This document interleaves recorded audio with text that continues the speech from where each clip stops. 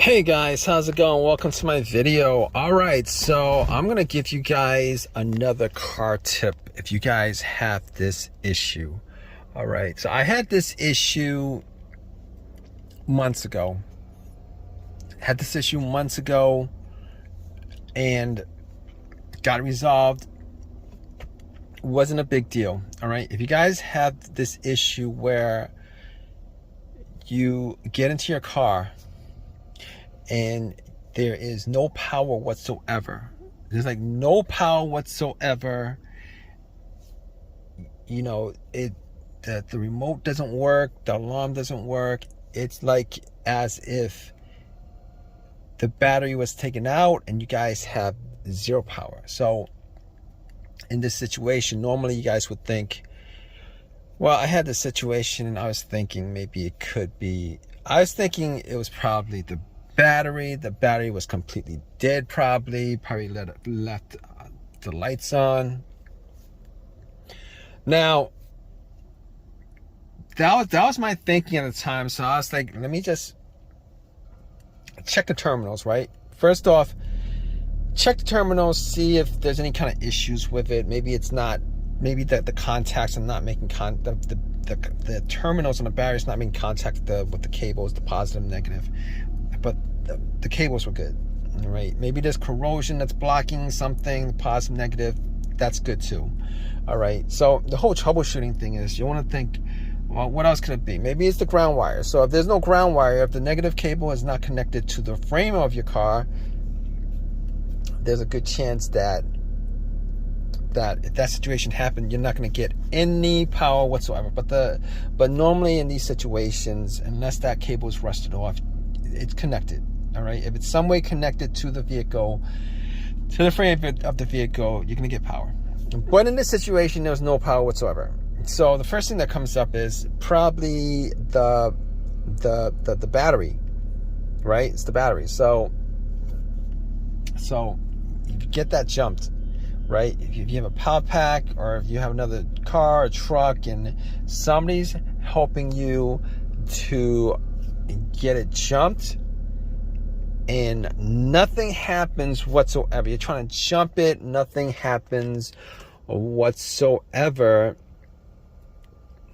first of all, you're going to know that it is an electrical issue. Second of all, you're going to know that it is not a battery related issue at that point, because once you put cables on it, you should be getting some power to the vehicle, right? Once you put cables on it, you want to leave it there. If the battery's 100% dead or drained, you're going to leave it there for a good couple of minutes for it to at least charge up to get enough crank power to crank your vehicle. But you should get some beeping.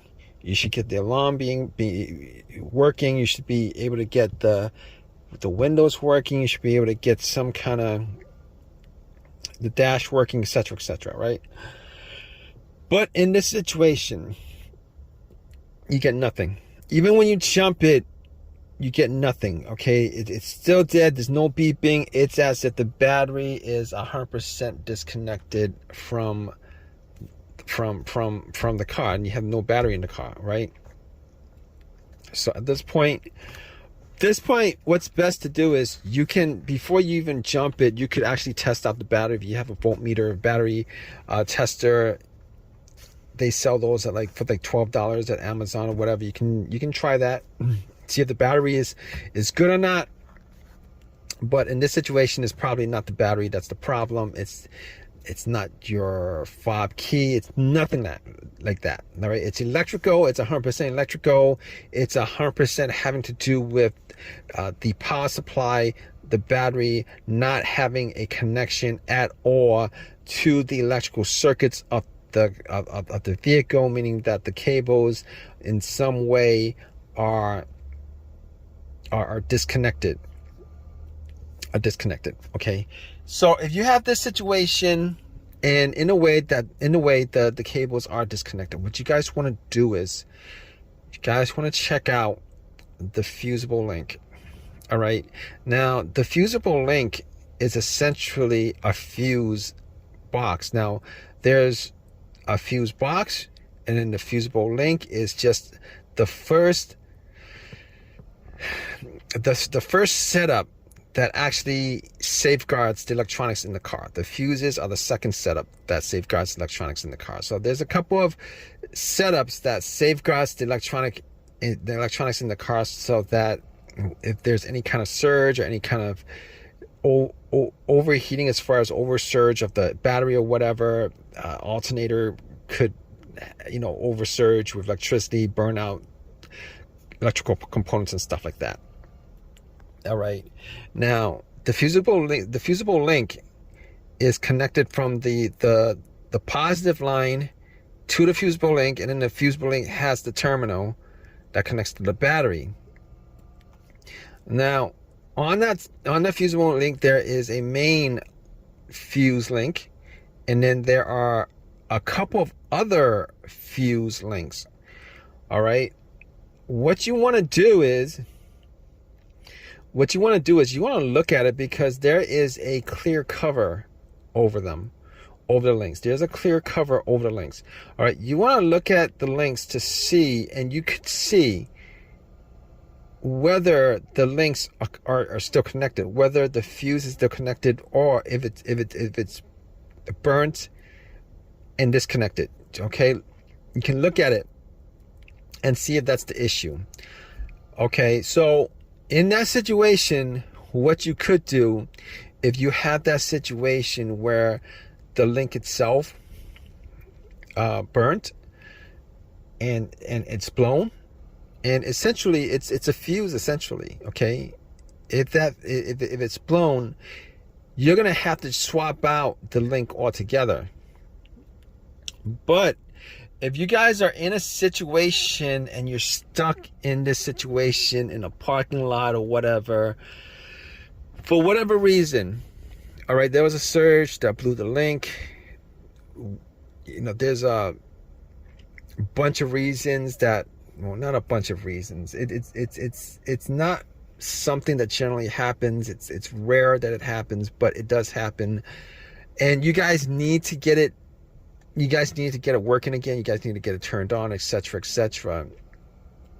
What you guys can do is you guys can try to connect that link. All right. But, you guys might be able to run alligator clips. If you guys have them, most people don't. If you need to start your car in any way, if you have something metal, and I'm not suggesting you guys do this. All right. But if you guys are kind of mechanically inclined, electrically inclined, and you guys, have done,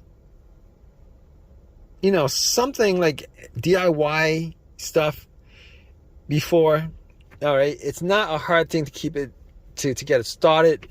If you guys can connect those two links, or if you guys can actually connect the main part of the cable to the battery itself, you will be able to get your car turned on and started and drive it. Obviously, you're going to have to change that fusible link out. The fusible link, you guys get AutoZone, any of the other Advanced Auto, any of the other car part places. And I think I think if I remember right, it was around like $25-30. Get that link. It's very easy to replace. And once you replace it, everything should work. If you guys have some kind of fuse tester, you guys can test the fuse tester out with that broken link. But it's visual. You guys can actually literally see where the issue is if that fusible link is blown.